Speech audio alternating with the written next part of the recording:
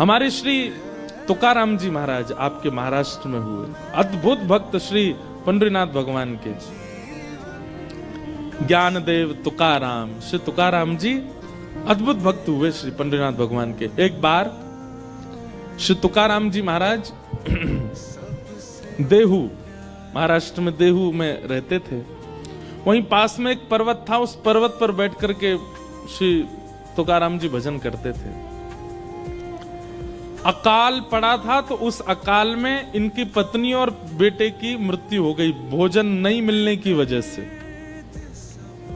फिर बाद में इनका दूसरा विवाह कर दिया गया। दूसरी बहू जो आई वो इतना शासन करती थी इनके ऊपर, वो कहती थी उठो तो तुकाराम जी को उठना पड़ता था, वो कहती बैठो तो तुकाराम जी को बैठना पड़ता था।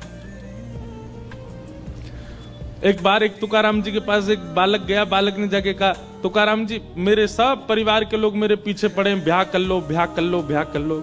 मैंने सबसे कहा है आप कहोगे तो मैं ब्याह करूंगा, क्योंकि उस बालक को पता था तुकाराम जी कभी नहीं कहेंगे। भाई दूध का जला छाछ भी फूंक फूंक के पीता है, और वो तुकाराम जी खुद इतनी पीड़ा में हैं, वो किसी और को पीड़ा में क्यों डालेंगे। तो बालक अपने परिवार वालों को लेके आया, बोले तुकाराम जी बोल देंगे ब्याह कर लो तो मैं कर लूंगा। वो उसको विश्वास था कि तुकाराम जी मना करेंगे।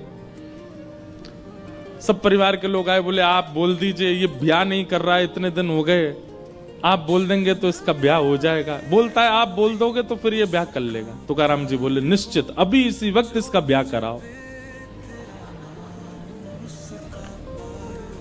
बालक बोला तुकाराम जी ये आप ईर्ष्यावश बोल रहे हो ना, आप ये चाहते हो कि जो पीड़ा आपको हो रही है वो मुझे भी हो। तुकाराम जी ने उसको उठा, इधर बैठ, क्या बात है।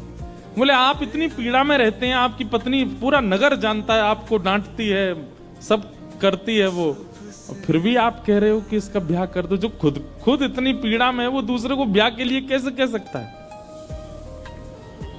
इतनी प्रतिकूल पत्नी आपकी, फिर भी आप बोलते हो। तो तुकाराम जी बोले देख एक मेरी बात सुन, देख अगर अनुकूल पत्नी आ जाए, जैसा तू है वैसी तेरी पत्नी आ जाए तो फिर कोई दिक्कत नहीं है, तू भी भजन करना वो भी भजन करेगी।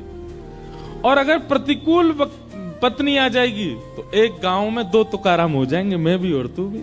अकेले तुकाराम से क्या काम चले। बोले सब मेरे को प्रणाम करने आते हैं दूर दूर से। छत्रपति श्री शिवाजी महाराज दंडवत करते थे तुकाराम जी महाराज को। बोले गांव में मेरे घर में मेरा सम्मान नहीं है, लेकिन बाहर देख लाखों की तादाद में लोग दर्शन करने आते हैं।